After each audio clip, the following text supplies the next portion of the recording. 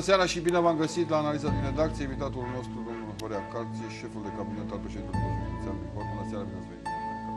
Bună seara, bine v-am regăsit.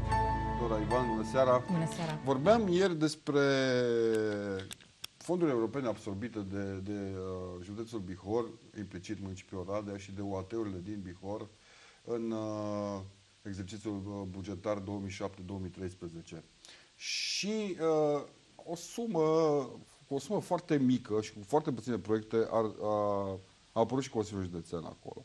Comparativ cu Oradea, Consiliul Județean are foarte puține proiecte. Asta a fost cel puțin concluzia noastră de ieri. Puteți să combateți asta? Absolut. Fără doar și poate. Cred că nu ați avut parte de toate informațiile necesare. Pe POR, haideți să subliniem asta. Pe POR. Bun, lucrurile trebuie privite diferențiat, pentru că până la urmă vorbim de eligibilitate. Consiliul Județean Bihor, dacă discutăm strict pe POR, în general, Consiliul Județene, partea de eligibilitate pe măsurile care sunt disponibile spre finanțare sunt foarte puține pentru consilii și destul de multe pentru primării. Și aici primării nu vorbim toate primările, ci în speță pentru municipiile. Oradea a fost beneficiara, să spunem, măsurii pentru pol de dezvoltare. Ca atare, pe măsura de pol de dezvoltare, doar primăria Oradea putea să depună proiecte. Consiliul Județean nu putea. Consiliul Județean, pe vechiul exercițiu financiar, singura zonă de eligibilitate a fost pe partea de infrastructură rutieră, vorbim de drumuri județene, și în rest pe partea de turism. Acolo, doar acolo se putea încadra Consiliul Județean ca și beneficiar eligibil. Și vreau să vă spun că am atras bani pe toate măsurile. Am avut două proiecte mari, importante, finanțate în exercițiul trecut 2007-2013, cunoscut sub numele de Sudrigiu-Padiș, da? Drumul de Padiș, da? Vorbim de un proiect de aproape 25 de milioane de euro, și drumul Marghita Tășnad, un proiect tot așa în jur de 25 de milioane de euro. Deci până la urmă vorbim de 60 de milioane de euro, care nu sunt bani puțini. Dacă discutăm pe partea turistică, sunt puțini. Vorbim de banii disponibili. Da. Vorbim de banii disponibili ca și proiecte. Nu puteam să facem, pentru că suma totală disponibilă pe POR 2007-2013, axa drumuri, infrastructură rutieră, a fost de 115 milioane de euro. Ori din alea 115 milioane de euro disponibile pe întreaga regiune de nord-vest, Consiliul Județean Bihor a luat maximum. Deci vorbim de cea mai mare sumă atrasă pe drumuri județene din zona de nord-vest. Deci dacă luați statisticile de la ADR, veți constata că Consiliul Județean Bihor este lider pe zona de nord-vest în ceea ce înseamnă drumuri județene, bani atrași, și Consiliul Județean, nu numai Consiliul Județean, ci vorbim de județul Bihor, care este din nou lider pe zona de nord-vest cu 109 milioane de euro atrase. Și aici când vorbim de județ, vorbim privați, administrații, UAT-uri, etc. Deci până la urmă suntem pe primul loc și nu suntem cu proiecte puține, ci am făcut maximul posibil din ce era disponibil. Nu uităm că am atras bani și pe POR, pe partea de turism. Centrul Național de Informare Turistică a fost făcut tot pe fonduri europene și la fel. Sunt chestii simple. Nu sunt chestii simple, vorbim totuși de niște valori și de niște sume importante. Am reabilitat o clădire centrală. Da. Și am dotat-o și în momentul de față funcționează ca fiind singurul centru de informare turistică la nivelul Oradei. Deci nu e un lucru puțin. Suplimentar am mai făcut un proiect, am mai depus un proiect pe partea de promovare a județului Bihor, care a avut și un study tour, călători prin Bihor. Mai mult nu se putea, pentru că nu puteam depune mai multe proiecte, că nu ni se aprobau mai multe proiecte pe partea de turism, iar pe partea de infrastructură rutieră, credeți-mă, nu mai aveam ce să mai depunem, pentru că nu mai aveam de unde să mai luăm bani. Dar la modul general, perioada 2007-2013, care este numărul total de proiecte? Dacă e să ne uităm pe 2007-2013, putem vorbi de un număr de 24 de proiecte. 24 de proiecte care însumate înseamnă 110 milioane de euro. Dacă e să facem comparație cu primăria Oradea, pentru că ați pornit această comparație, primăria Oradea a atras 230 de milioane de euro. Deci noi am atras, hai să spunem, la jumate. Bugetul de investiții sau bugetul Consiliului Județean este de 3 ori mai mic decât al primăriei Oradea. Până la urmă am făcut din 3 ori mai mic, am făcut aproape dublu, sau hai să zicem, suntem la jumatea investițiilor pe care le-a pornit. Senzația este că la început, când ați pornit cu scrierea de proiecte, au fost mici impedimente. Adică nu erați organizați foarte bine. Consiliul Județean n-avea un birou de proiecte europene, nu erau specialiștii Eu potriviți zic că ar trebui să acolo. punem Erau- altcumva întrebarea. nu- Ce situație ați găsit dumneavoastră în 2012 când ați venit la Consiliul Județean? În momentul în care am venit noi la Consiliul Județean, am găsit mai multe proiecte care erau blocate, pe care am reușit să le deblocăm. Chiar și proiectul de drumul de Padeș. A fost un proiect care, când noi am ajuns în 2012, era într-o situație propus spre reziliere. Cam acolo eram Domnul noi. Țărle, nu era tot liberal, că tot spuneți, noi am ajuns, că Bun, erați acolo, din 2008. Pe mine, dacă vreți să discutăm semantică politică, nu v-ați găsit omul potrivit, pentru că până la urmă eu sunt acolo director de cabinet. Pe partea politică, acolo probabil că poate să vă răspund alții. Eu pot să vă răspund tehnic. Și din punct de vedere al, să spunem, performanțelor administrative pe care noi, ca și echipă a actualului președinte, am reușit să o facem. Și împreună cu domnul președinte, cam asta am găsit la acel moment. Niște proiecte care erau blocate. Cel mai important la acel moment fiind drumul de Padeș, care cu un stadiu de execuție de 75% risca să aibă parte de reziliere. În aceea situație era proiectul Geamăn pe partea de Cluj. Noi am reușit să ieșim din impas cu acest proiect și în 2014 a fost dat exemplu de bună practică pe întreaga zonă de nord-vest ca și modalitate de implementare, ca și modalitate de derulare a întregilor investiții și proceduri de licitații.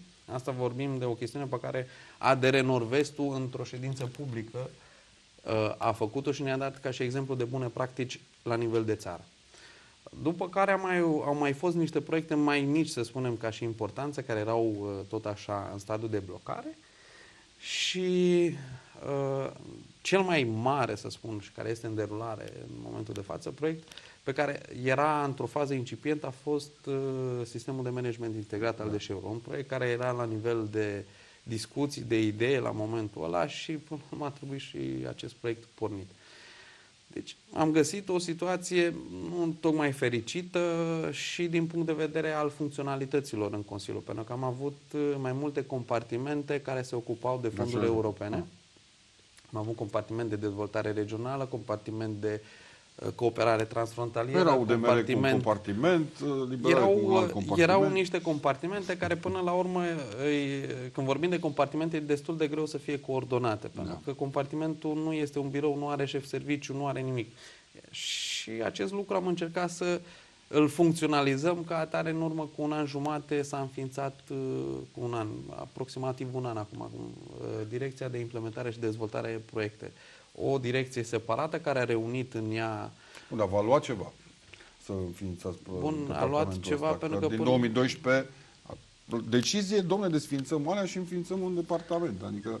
Într-adevăr că a luat ceva, dar hai să nu uităm că până la urmă, în paralel cu aceste disfuncționalități, toată lumea era îngrenată în scrierea de proiecte, în lucratul proiectelor, în depusul proiectelor, în implementarea proiectelor. Și atunci și decizia de a modifica, să spun, mersul lucrurilor trebuia făcută cu acalmie și fără să dai o notă de...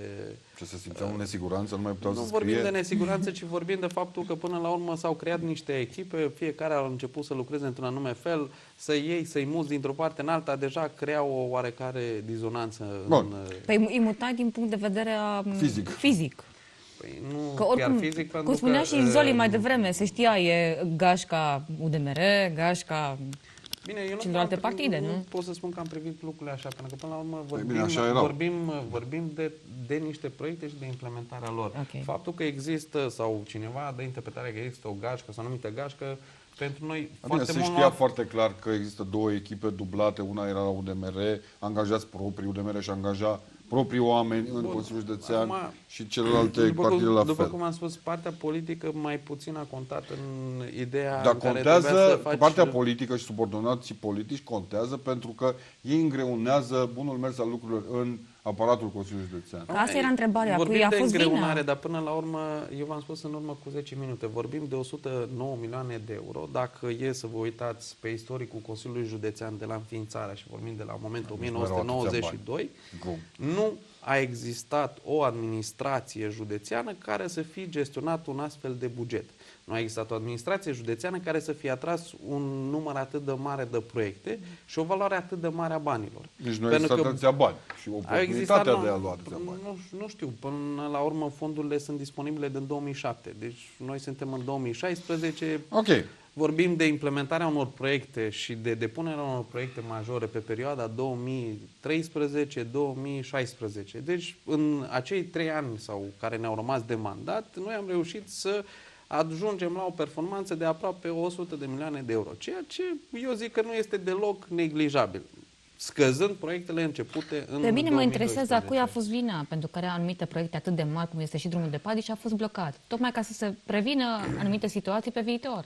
A cui a fost vina? Este foarte greu să spui că e vina cuiva, pentru că până la urmă aici nu e o vină doar a unora sau altora. Vorbim în general de întreaga administrație și de întreg sistemul birocratic funcțional din România.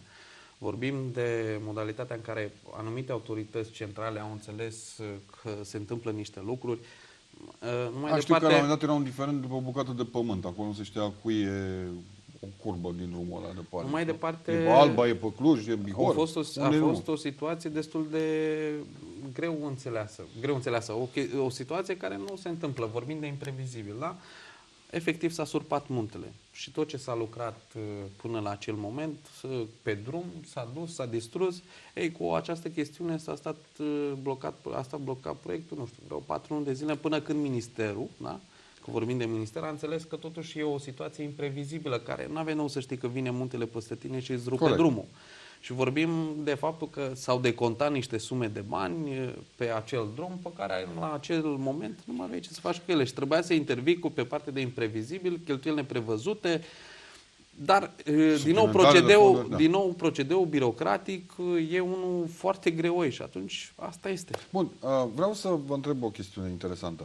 Avem drumul ăsta de Padiș, care ne leagă cu nimic, practic, că Clujul n-a venit și el cu drumul. Nu sunteți informat. Clujul a lucrat în momentul de față pe bugetul propriu și mai are undeva la vreo 9 km. Singura chestiune care rămâne în acest moment nerezolvată e o bucată de 10 km la care, în acest moment, se lucrează pe partea de CFR, pentru că acolo e un diferendum pe partea efectiv de carte funciară, care încă trebuie rezolvat. Deci avem acest drum, care nu este neapărat o varianta B de legătura noastră cu județul Cluj, ci ca să pună în evidență și să pună în valoare zona Padișului. Bun?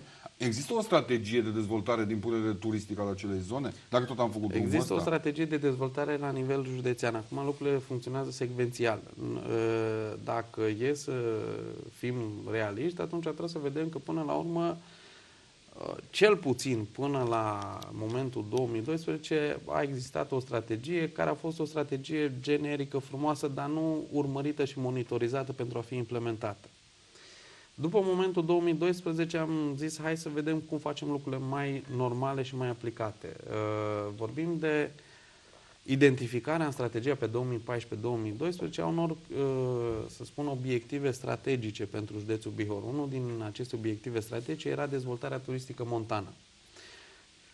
Când spui dezvoltare turistică montană, automat înseamnă că și investițiile pe acea zonă și proiectele pe care le gândești pe acea zonă trebuie să aibă o corelare între ele. Și atunci nu s-a făcut nimic altceva decât s-a pus în valoare investiția făcută pe drumul de Padiș și au început să se găsească soluții pentru celelalte, cel puțin pe partea de infrastructură, accesul în zona montană, să se găsească soluții de finanțare pentru a reuși și celelalte drumuri să le reabilitezi, să le modernizezi și pentru a da un ton, să spun, de dezvoltare pe zona turistică, dar nu doar pe partea de infrastructură brută, ci și pe partea de soft, și pe partea de cursuri și pe partea de, să spun, implicare în zona asta a Horeca, a pensiunilor, prin a-i sprijini în demersurile lor. Poate intra într-o zonă protejată, într-o arie protejată sau cum? Păi vorbim de lucruri existente. Vorbim de lucruri existente. Există pensiuni, există hoteluri, există tot felul de, să spun, clădiri de genul ăsta sau infrastructură turistică de genul ăsta, care în momentul de față nu lucrează într-un mod coerent. Fiecare își promovează pensiunea, fiecare își promovează tăul lui, fiecare... Nu vorbim de o promovare unitară a zonei, nu vorbim de o promovare coerentă din punct de vedere al mesajului. Și atunci aici am venit noi să încercăm să-i ajutăm pentru a cristaliza, să spunem, partea de mesaj și pentru a da o notă de normalitate, ținând cont de faptul că în România și numai în România nu se mai promovează locația, ci se promovează destinația. Asta e cheia succesului. Fără așa ceva nu ai cum Bun, să... promovăm destinația. Nu ai cum să ajungi cum la ajungem la finalitate. Sudrigiu? Că eu vă întreb acum. Bun, acum partea dumneavoastră mă întrebați de niște investiții pe care ar trebui să le facă Ministerul Transportului. Da, păi, și Consiliul Județean, Consiliul în calitate Județean, de în calitate autoritate, de spune, domne, autoritate, a făcut fă drumul. nenumărate demersuri. Nu mai departe, probabil vă aduceți aminte de ieșirea președintelui Consiliului Județean anul trecut, când a zis, domnule, nu se mai poate, la Rieni, împreună cu toți primarii Da. de acolo, subiect național, plantarea de panseluțe pe drumul de Oradea Beiuș, depeșe nenumărate făcute la Ministerul Transportului. Dar, până la urmă, vorbim de niște chestiuni care țin de guvernare și de un minister. prefectura e în clădire cu dumneavoastră, adică Da, nu durează cu mult. siguranță, dar Domnul prefect. eu ce pot să vă spun este Știți? că noi am făcut demersurile necesare împreună, noi atât Consiliul Județean, cât și prin intermediul prefecturii. Mai mult, ce să zic, să mergem să le dăm, nu știu ce poți să le faci guvernanților. Aș vrea să până la revenim urmă? puțin la strategia pe care a zis că ați găsit-o înainte de... Deci, pe care ați găsit-o în 2012 și din care nu s-a aplicat absolut nimic din vechea strategie. Nu că nu s-a aplicat. S-a aplicat, dar nu s-a urmărit efectiv implementarea ei la modul real până la capăt. Adică s-au făcut punctual anumite lucruri, dar care, dacă le rup din context, nu duc nicăieri. Pentru că, până la urmă, firul roșu al fiecărei strategii trebuie să fie urmărit. Dacă Deci nu au îl făcut urmărești, disparat niște lucruri, dar nu le-au unit, practic. păi în momentul în care le faci disparat, Cu logică. ele nu își fac efectul efectiv, adică nu se simte, nu se Din resimte. acea strategie, cât la sută se regăsește în proiectele Nu. Consiliului Județean? Nu prea se regăsește, pentru că optica... Asta înseamnă bani aruncați în vânt pe strategia respectivă. Nu reprezintă bani aruncați în vânt. Până la urmă vorbim de două condiționalități. Pe de o parte, o condiționalitate care ține de obligativitatea existenței unei strategii, pentru că altfel nu ești eligibil, nu poți să atragi fonduri. Pe de altă parte, climatul economic se schimbă. În 2007-2013 erau alte tipuri de finanțări, România gândea altfel lucrurile, strategia de dezvoltare a României era cu totul alta. Din 2014 în 2020 lucrurile sunt total schimbate. Vorbim de alte tipuri de finanțări, vorbim de altă teorie de dezvoltare. Nu mai departe, 2007-2013 a fost o perioadă în care era un boom economic, după care 2014-2020 am venit cu picioarele pe pământ și am zis ok, nu mai este boom economic, hai să vedem cum facem lucrurile la modul real. Deci bănuiesc că aveți toate drafturile de proiecte, așteptați să se deschidă axele și să săriți cu proiectele? Drafturile de proiecte pentru măsurile unde suntem eligibili, pentru că din nou avem aceeași situație. Consiliul Județean și în general județele, consiliile județene sunt eligibile pe POR, de exemplu doar pe 2-3 obiective tematice. Pe posuri. Pe POS, în momentul de față nu știm ce se va putea Dar face. când vor fi? Că puteți lua ghidurile de 2007-2013 nu se modifică foarte mult. Ba, se modifică radical. N-au nicio legătură unele cu altele. Deci nu există nicio legătură între 2007 ghidurile, 2007-2013 și cu ce se întâmplă. Deci nu aveți niciun proiect acum pregătit Noi pentru avem când pregătite, bineînțeles deschid că avem axele. 19 proiecte pregătite. Care sunt? Avem Puteți să o enumerați listă câteva. de mai bine de 120 de proiecte care sunt pregătite ca și fișe de proiect. Dar până la urmă trebuie să vezi sursa de finanțare. Ce pot să vă spun? Avem două proiecte strategice în momentul de față. Un proiect strategic care se finanțează prin POR. Drumul Apusenilor. Drumul Apusenilor, da, un proiect de 30 de milioane de euro. Avem un proiect de 15 milioane de euro pe programul transfrontalier România-Ungaria 2014-2020 și mai avem alte proiecte, să spun. Care se referă la ce? Acest proiect? Purul ăsta, despre ce vorbim? Acest proiect are o tematică pe partea de sănătate și, să spunem, acces rapid în zona montană. Pentru că, după cum vă spuneam adineaură, strategia a prevăzut ca și obiectiv tematic dezvoltarea turismului montan. Și atunci am căutat... Luați un elicopter de ăsta de Atunci am monte. căutat soluții ca să putem să finanțăm toate drumurile și toată partea de infrastructură. Pe de o parte infrastructura rutieră, pe de altă parte infrastructura necesară dezvoltării turismului. Când vine un operator economic, un tur operator, da? și vrea să aducă turiști în zona montană. Păi primele lucruri de care te întreabă e vorba de securitate. Ok, ai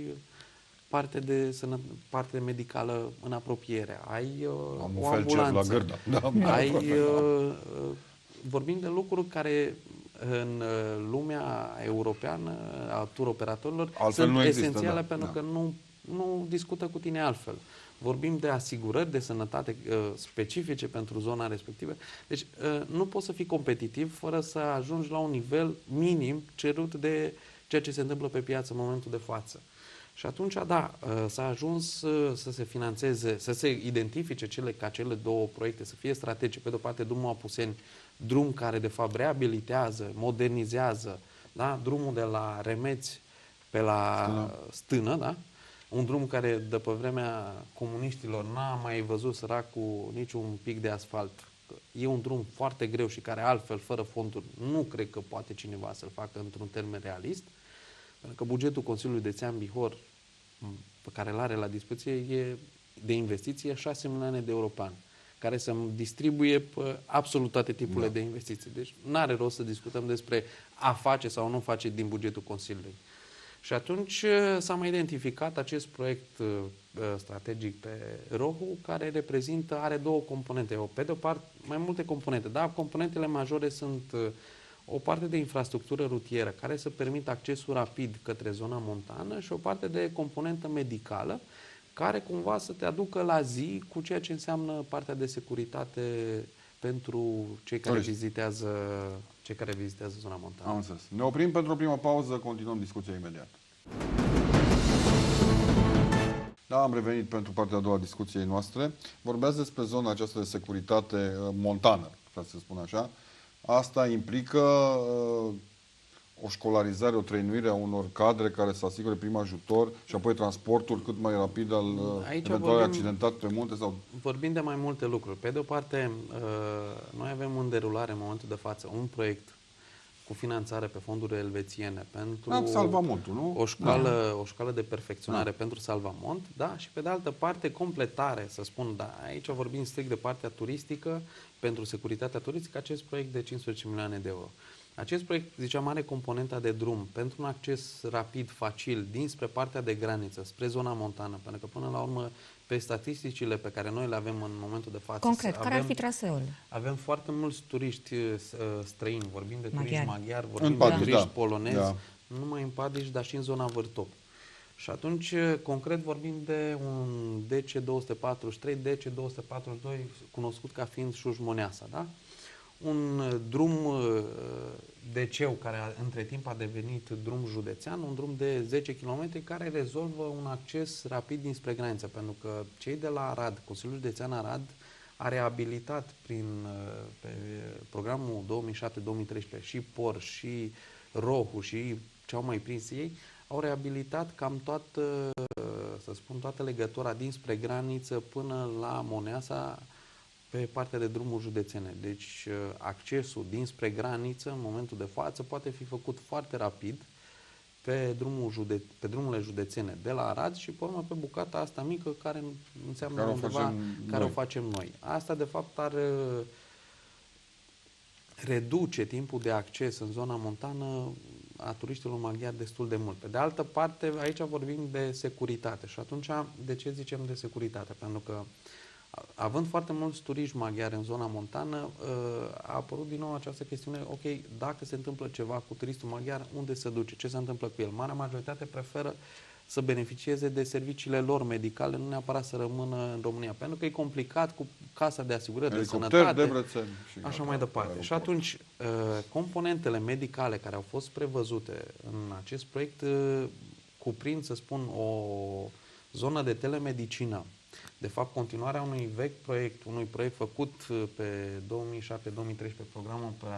programul transfrontalier România-Ungaria, care a fost implementat la nivelul Spitalului Județean și la nivelul Spitalului Județean din Debrecen.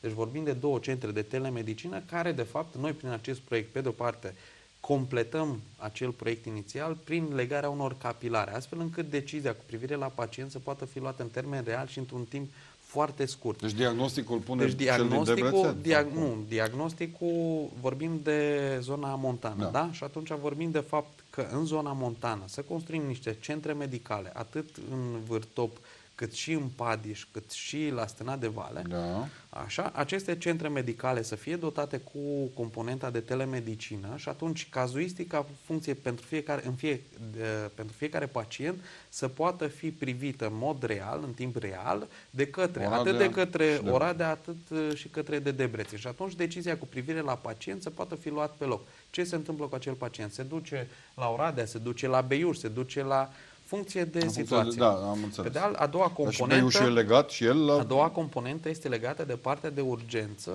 dotarea pe partea de urgență a UPU Beiuș care a trecut în subordinea UPU Oradea și dotarea al UPU Oradea cu componente tot așa pentru partea de urgență. Deci vorbim de fapt de interconectăm niște spitale și aducem la același nivel partea de urgență, astfel încât decizia cu privire la pacient să poți să o iei foarte ușor, să nu fii nevoit să te duci cu pacientul până în Oradea pentru o chestiune care ar putea foarte bine să fie rezolvată la Beiuș. Pe de altă parte, mai vorbim de achiziția unor autospeciale, ambulanțe 4x4, de unor șenilate care să poată să intervină în munte în perioada de iarnă. Deci, sunt niște chestiuni care, de fapt, leagă și face funcțional un întreg sistem de intervenție rapidă pentru pentru turistul care, să zic, are probabilitatea să pățească ceva în zona montană. Înseamnă că trebuie să aveți medici și specialiști în medicină sus, pe pârtii, vorbim de niște paramedici, vorbim de niște lucruri care în momentul de față nu sunt complicate. Pe de o parte există componenta salvamontului, pe de altă parte paramedici pe pârtie? Păi dacă trebuie paramedici nu pe pârtie, vorbim la centrele de intervenție de care vă spuneam că ne dorim să le construim, pentru că în momentul de față nu există un centru medical, nici măcar un dispensar funcțional, atât în Vârtop, atât în Stâna de Vale. Și existența lor îți dai automat accesul la piața turistică, să spun, europeană. Fără să ai niște centre medicale, nu contezi... Bun, facem centrele medicale. Apoi punem niște medici acolo care să asigure primul ajutor la pârtie. Niște paramedici, exact. Și să pună camera aia bine să vadă... Nu la pârtie, că nu e necesar să fie la pârtie, e necesar să fie în stațiune. Pe partea de intervenție de pârtie se face strict de către Salvamont.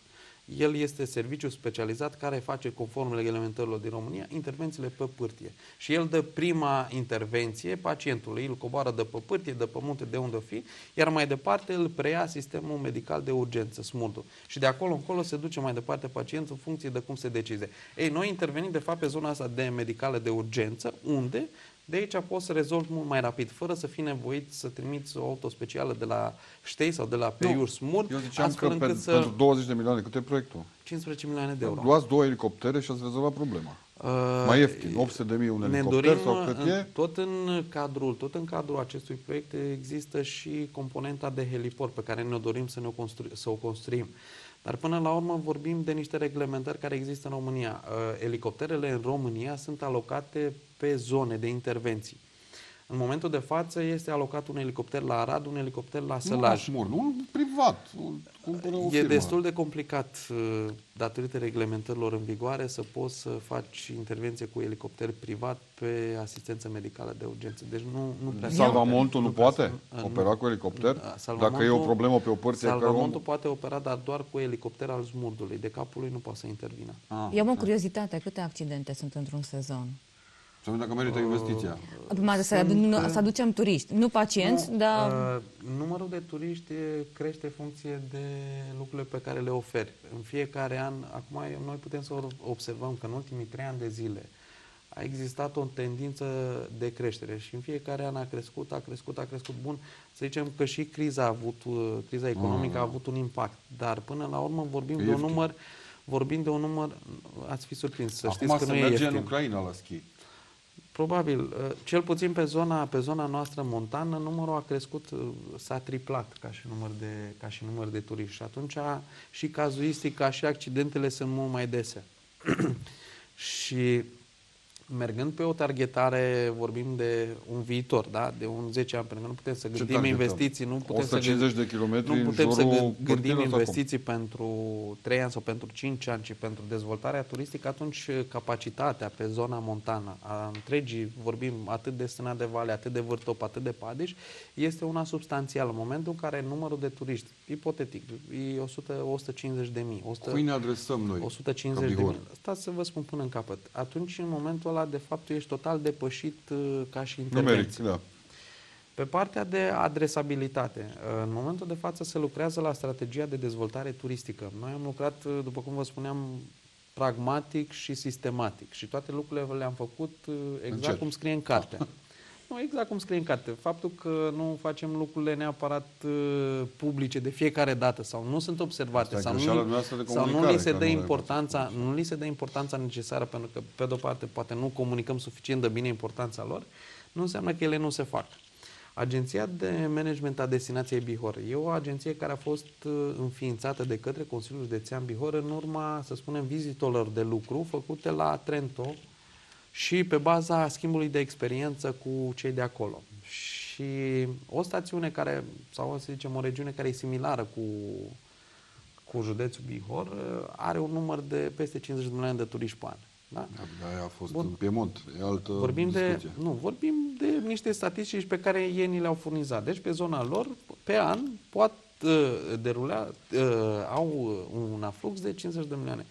Ei, noi nu suntem acolo, dar nici nu vrem să spunem că putem să fim vreodată acolo, dar e important să tindem. Și atunci partea de a urmări un cel foarte clar, că vrem un număr de turiști cât mai mare, ne-a dus la zona de, ok, cum ați făcut?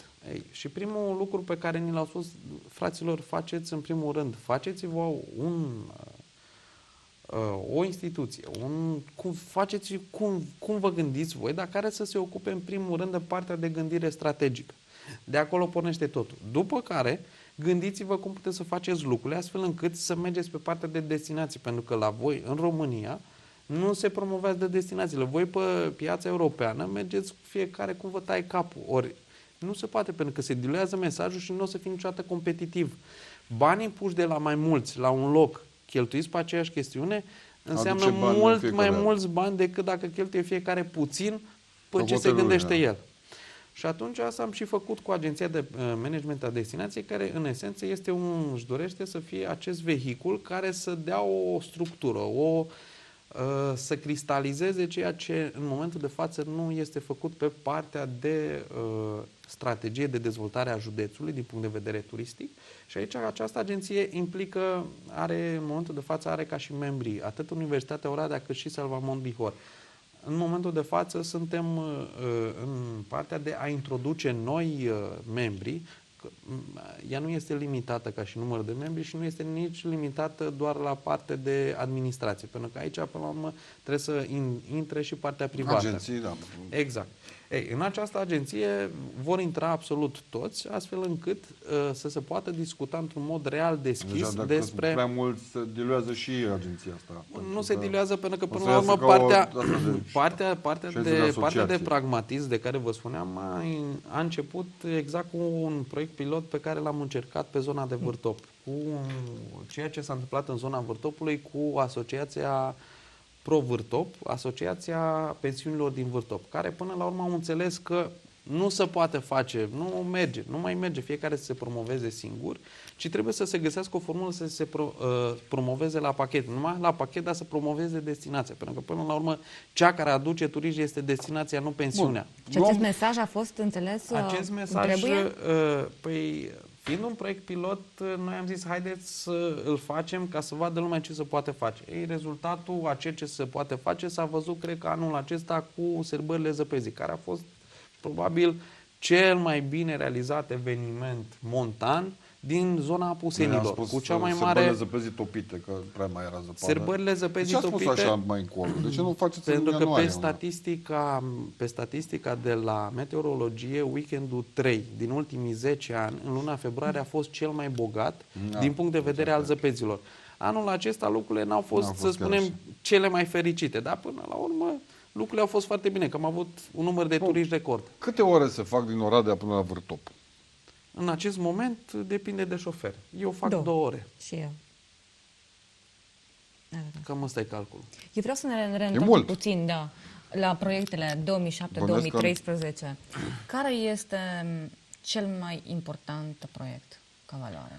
Cel Și mai, ca important proiect ca și valoare, cu siguranță, este sistemul de management integrat al deșeurilor. Cel mai important proiect ca și impact, sigur, este aeroportul Oradea.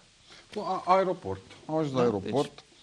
Despre asta vorbim. Sunt cele 2 proiecte Deci noi avem majore. un aeroport foarte frumos asfaltat, foarte mult asfalt. Nu pe este pistă. un asfaltat. Avioane avem Este foarte un multe. aeroport care are cea mai modernă pistă din România și care respectă Repet, reglementările avem foarte mult asfalt ultime. deocamdată, pentru că zboruri nu avem. Eu să vă spun că nu este asfalt, este un beton de 55 Beton. de centimetri care este Stradă în uzură momentul e. de față, să spun, cea mai bună soluție tehnică. Bun, Da. putem face drift pe el, dacă vreți acum. În loc de avioane, putem Ca să facem să drift. putem să discutăm despre Fine. aeroport, ar trebui să înțeleagă, cu cât explicăm mai mult, cu atât lumea înțelege mai puțin și mi se Da. pare că Se mișcă Timișoara, se mișcă Debrecen, se mișcă Clujul. eu Debrecen ia speță- pasagere e o și speță- îi duce e pentru o 6 speță euro total la diferită. aeroport. Este o speță total diferită care trebuie privită ca atare. Dar lumea trebuie să înțeleagă că un aeroport nu este nici o autogară, nu e nici o altă chestiune care să funcționeze pe sistemul de mâine, băgăm autobuz care Băgăm să ne ducă autobuz. la Bihor Da. Keresteș. Nu există așa ceva. În aviație nu există. Și atunci hai să începem cu T0, cum funcționează T0, lucrurile. Da? În aviație există un an calendaristic care nu funcționează ca și anul pe care îl cunoaștem noi. Nu e de la Există 1 ianuarie până la vară 30 decembrie. și Da. iarnă. Da? Vara începe în luna aprilie și se termină în luna septembrie, iar iarna începe în luna octombrie și se termină în luna aprilie. Partea de zboruri în aviație nu se face că m-am gândit eu că o să bag un avion de mâine, pentru că lucrurile nu funcționează așa. Numai dacă l-aduci de acasă și ce asta, Un zbor implică alocarea a cel puțin 1 milion de euro. Bun. Un zbor. Ei, acel Acum zbor... să-mi spuneți mie că am făcut aeroportul ăla degeaba? Nu, eu, dacă mă lăsați până în capăt, o să vă explic și Mă o să rog. înțelegeți care e chestiunea și cu zborurile. Și cu aeroportul și de ce în momentul de față nu se zboară. Și atunci, hai să ne întoarcem la programul de iarnă-vară. Noi am terminat investiția în luna noiembrie, da? Programul de vară a început în luna octombrie. Deci, din moment ce noi am terminat în luna noiembrie, este absolut clar că nu aveai cum să fii cuprins de iarnă. în programul de iarnă. Da. Deci nu aveau cum să zboare avioane, că nu se putea. Pe de altă parte, programarea și demersurile pe care companiile aeriene, pentru că până la urmă zborurile nu sunt făcute de aeroport, sunt făcute de companii. Aeroportul doar operează. Companiile Da. sunt niște chestiuni destul de, nu știu, pe care le cunoaște toată lumea ca și fiind care funcționează în mediul privat. Funcționează pe profit. Dacă scoate profit, face, dacă nu scoate Deci, profit, acum nu face. Și Vă opresc atunci, un pic. decizia... Dumneavoastră nu știați asta de la început, că companiile funcționează pe profit Noi și știam- că facem un aeroport și că ar trebui să și umplem cu avioane, Aeroportul astea trebuia funcționează făcut, pe profit. oricum, aeroportul Nu, Și ce trebuia să faci cu el? vorbim de niște Zboară investiții, 8 vorbim de avioane niște, până la București vorbim înapoi? de niște investiții care sunt esențiale, care aduc dezvoltare indirectă atât Oradei cât și județului. Aceste investiții sunt investiții strategice care sunt finanțate prin programele europene și ele, dincolo de faptul că sunt strategice, niciodată nu vor fi niște investiții care să spun să le vezi rezultatele imediat. Că nu se întâmplă așa. Cum nici parcurile industriale nu s-au născut peste noapte. Ele s-au născut în termen de 9 ani. Da? Pentru că, până la urmă, parcurile industriale din Oradea au început în 2007 și de-abia acum încep să le vezi rezultate în adevăratul sens al cuvântului. Pentru că altfel... Da. Bun, despre asta vorbim. Și atunci, la fel și aeroportul Oradea nu putea să fie o investiție în care să zboare avionul de-a doua zi. Pentru că nu așa De la funcționează în Consiliul aviație. Județean ni s-a spus, în 2016 se zboară de pe În aeroportul Oradea, mergem la 2016 Tel se Aviv sau zboară unde la mergem? Torino. Sau la În Torino. 2016 se De ce la zboară la Torino? Că e Torino, aproape se de fac, Trento, sau? se fac Ar fi o idee.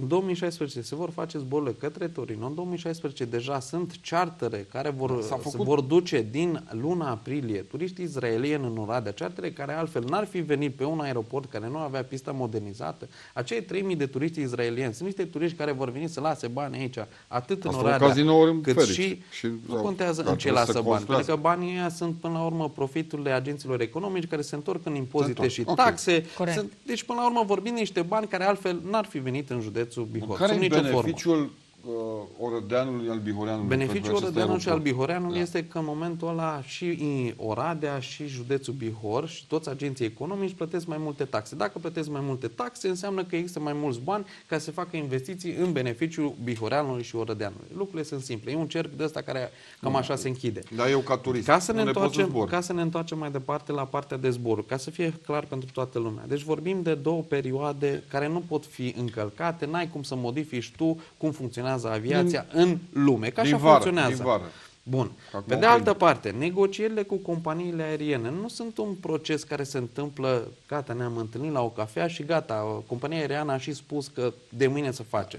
O companie aeriană are un consiliu de administrație care gestionează, în general, o companie aeriană înseamnă undeva la vreo 150 de milioane, 160 de milioane în timp ce construiați de euro. aeroportul, n-ați demarat negocierile astea?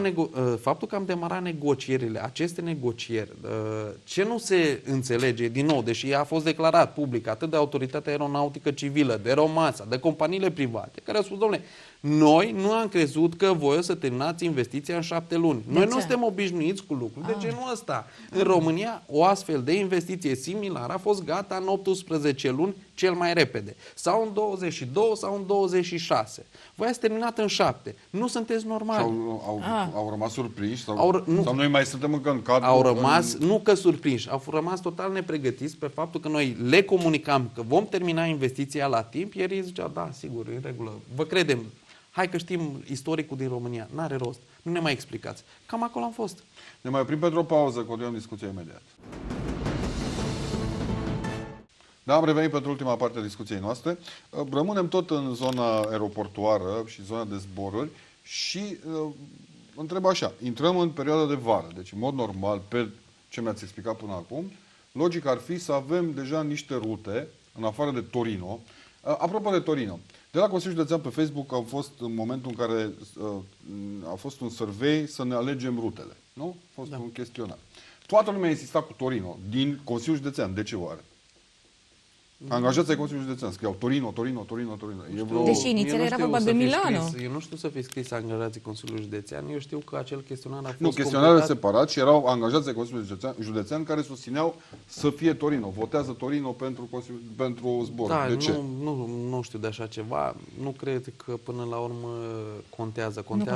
Contează foarte mult chestionarul care a fost completat de de ce peste făcut datele 13.000. Sunt niște date secrete. Nu le putem da. Poate că ați luat din burtă Torino. Eu știu că a ieșit Torino. Dacă dumneavoastră credeți că le-am luat din burtă, acum dar n-ar fi fost mai simplu să spui, uite, a ieșit Torino. Noi suntem pe o piață concurențială. Noi suntem pe o piață concurențială. Poate nu vă aduceți aminte că în urmă cu un an de zile am dat niște informații cu privire la niște posibile destinații, iar în acest moment aceste destinații sunt operate de către aeroportul Debrețin. Deci vorbim de o piață concurențială în care orice informație pe care o divulgi îți creează de servicii. Bun. Și de-aia, din acest motiv, noi nu mai dăm public nicio informație cu privire la destinații, pentru că, până la urmă, încercăm să ne protejăm cu lupta cu competitorii noștri. Cu competitorii noștri.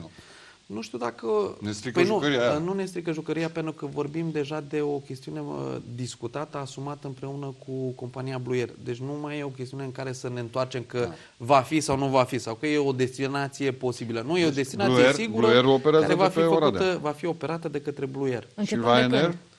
Începând din luna august. Blue Air, Ryanair, asta nu? Pot să vă spun că suntem în discuții cu mai multe companii care au solicitat în mod expres să nu fie divulgată. Bine, ca destinații rămân ceea ce ați anunțat până acum? Numele lor. Păi dacă low cost, astea 3 sunt, că alte nu prea mai sunt. Barcelona rămâne valabilă? Barcelona, Milano, dacă mă întrebați nu de destinații, vorbim... Frankfurt parcă era. Nu, Stuttgart. Era Stuttgart. Da. Aceste destinații sunt niște destinații discutate cu compania din Danemarca, LCG.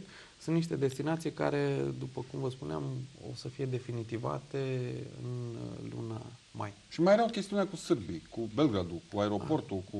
Există în continuare deci discuții. facem un zbor până în Belgrad și de acolo luăm ca nod și zburăm de pe Belgrad, da, pe orice. E o variantă de luat în considerare foarte serioasă.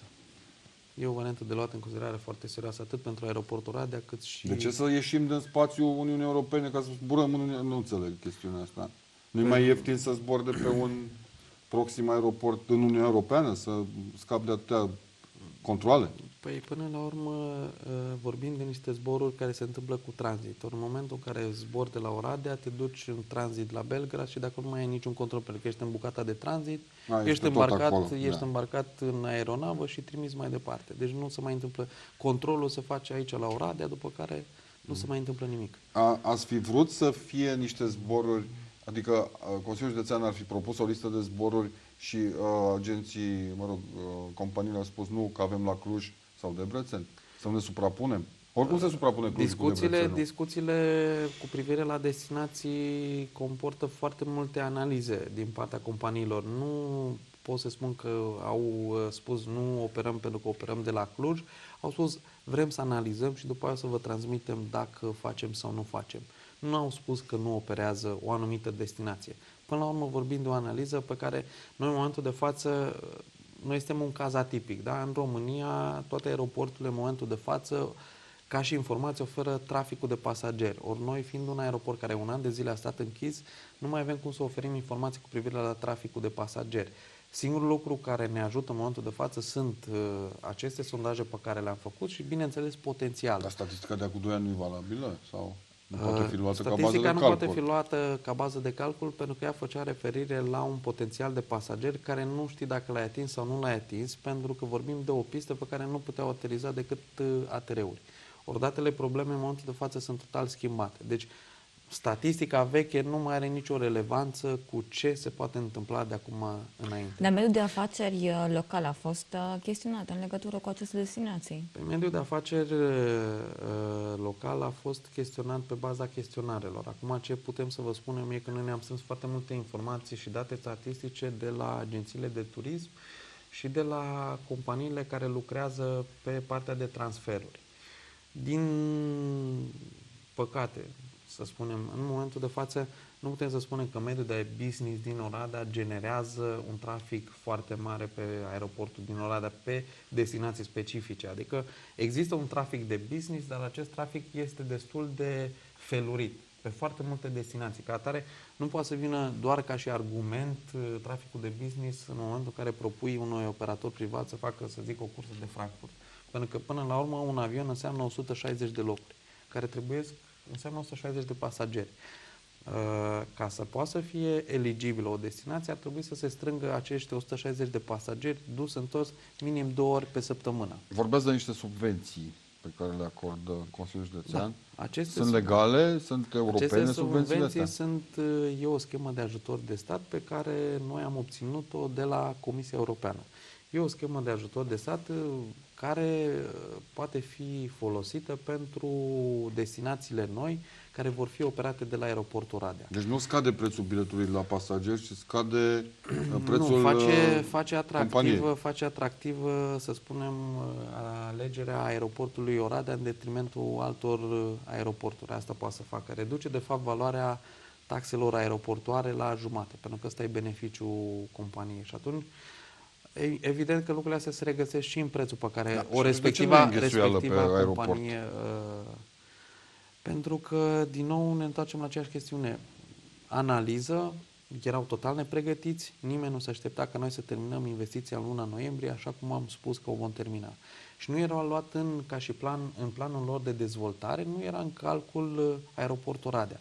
Ei, în momentul de față, tot își recalibrează toate informațiile și acum încep să analizeze cum se introduce aeroportul Oradea în strategia pentru următorii ani de dezvoltare a lor și cum să-și potențeze numărul maxim de pasageri, atât de pe arealul zonei noastre, pentru că noi nu suntem doar Oradea. Noi vorbim de un areal, noi pescuim o zonă, un catchment area de 110 km în jurul Oradei. 110 km înseamnă... Și Mleu Silvaniei, pe acolo, nu? Înseamnă atât Ungaria, înseamnă atât județul Bihor, înseamnă atât jumate din județul Arad, înseamnă atât Sălajul, înseamnă atât, să spunem, chiar și Maramureșul. Pentru că în momentul de față, ca și... Am ajungem la Cluj mai repede decât la noi. Da și nu. Baia Mare de Cluj. Da și nu, pentru că până la urmă vorbim de rutele pe care le deschidem.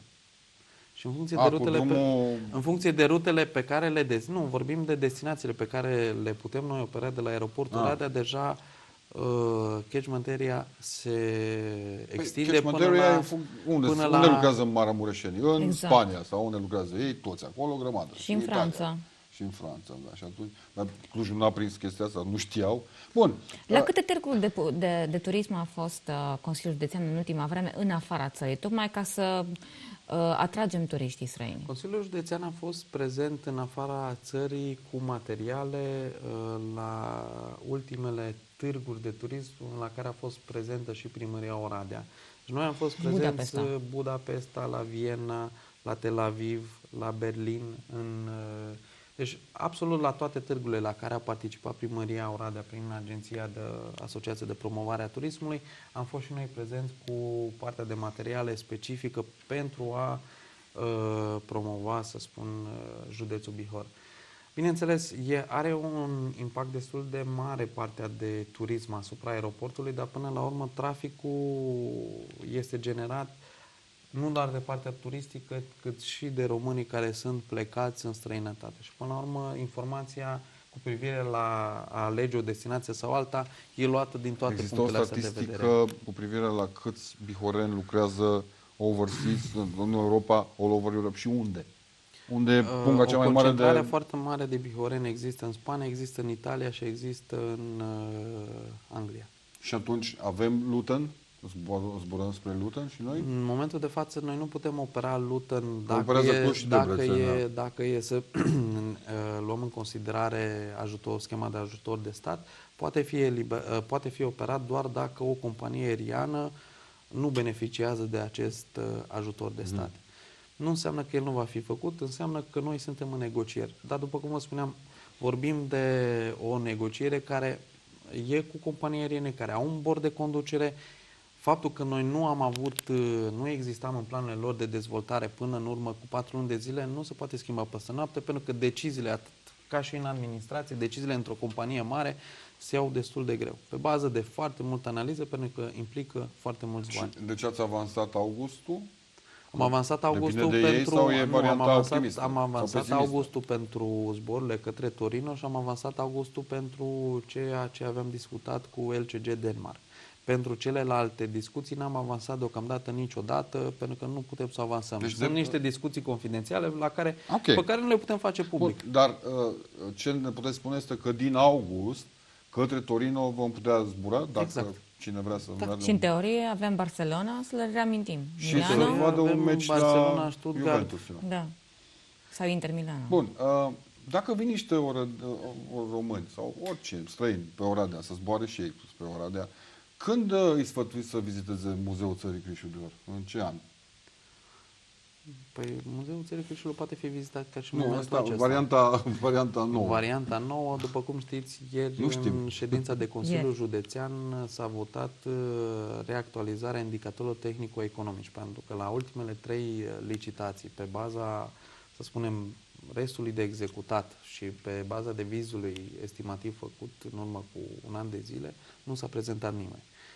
Și atunci s-au reactualizat prețurile, ținând cont de informațiile date în acest an de către Institutul de Statistică cu privire la valoarea pe piața forței de muncă în construcții, însemnând costul pe oră al unui muncitor. În devizul vechi era 8 lei, astăzi se lucrează cu 11,6, deci clar și acum până la urmă se mărește iar salariul minim și atunci o să fie mai mult. Acum eu ce pot să spun? Până la urmă noi am făcut toate demersurile necesare, că dacă n-am fi făcut demersurile necesare, înțelegeam să ne întrebe lumea, dar cred că am făcut absolut tot ce era. Lumea nu înțelege ce se întâmplă la muzeu. Din 2008 încoace, din 2008, noi putem să vă spunem ce se întâmplă din 2012 încoace și pot să vă spun că a existat un diferend juridic care a fost până la urmă terminat de-abia anul trecut și de la acel moment, când am putut să luăm o decizie clară, de la acel moment s-a dat drumul la partea de licitații pentru restul de executat lucrări. Până acum au fost 3 licitații la care s-au înscris câte 2-3 firme, dar până la urmă toate au renunțat. Nu au mai vrut să meargă mai departe pentru că li s-au părut prețurile ca fiind prea mici și că nu vor putea executa lucrarea la standardele cerute. Dora, tu ce zici? Cum se întâmplă cu muzeul ăsta? Eu cred că se trage de timp. Pentru situații de genul ăsta, sincer, cineva ar trebui tras la răspundere. Dar eu cred că se trage de timp până când vine noua administrație județeană, da? Și mută muzeul în cetate și clădirea aceea nu știu ce să fac cu ea. Nu se poate muta în Nu se cetate. poate muta.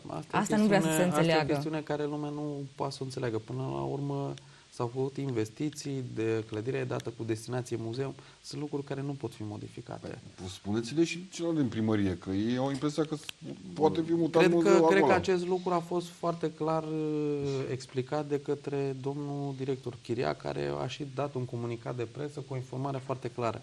Și din pricina asta noi nu putem să spunem altceva, pentru că până la urmă vorbim de niște realități, vorbim de niște acte. Asta este. Asta este situația. Mă interesează să văd care sunt celelalte proiecte pe care le gândiți pentru 2014-2020. Noi mai avem în momentul de față proiecte pentru reabilitare energetică la Centrul Social, Medico-Social Nucet, mai avem reabilitarea la Arborele Verde, de fapt Teatru Arcadia, mai avem proiecte de reabilitare a clădirilor, a clădirii rămase neterminate pe Patrioților. Avem în continuare un proiect care vizează... La centrul de turism. Da, la centru... Păi a zis că e gata. Acum nu mai e gata. Nu, am zis CNIPT-ul e gata. Clădirea de pe Patrioților 2 e doar o parte a CNIPT-ul, restul e o altă clădire care urmează să fie folosită. O altă clădire pe care o reabilităm este Vila din Brăteanu, cunoscută ca și Vila din Brăteanu, unde și are sediu în momentul de față Direcția de Implementare, Dezvoltare, Proiecte.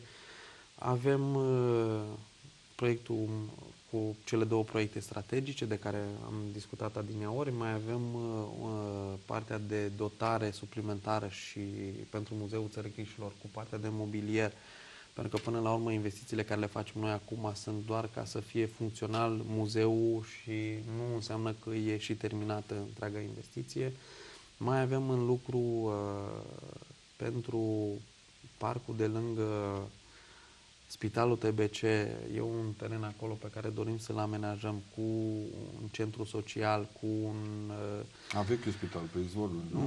Nu vechiul spital, vis-a-vis de spital, e o zonă, vis-a-vis de Spitalul TBC, e o zonă în care poate fi amenajat un centru social, astfel încât atât pentru cei din zonă, cât și pentru pacienții de la TBC să poată să fie, să zic, o zonă în care să se poată să facă niște activități.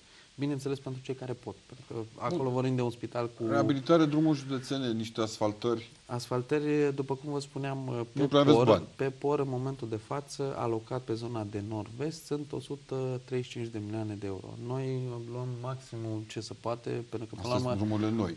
135 de milioane de euro, 135 de milioane de euro reprezintă banii pentru tot ce înseamnă drumuri județene finanțat din fonduri europene pe perioada 2014-2020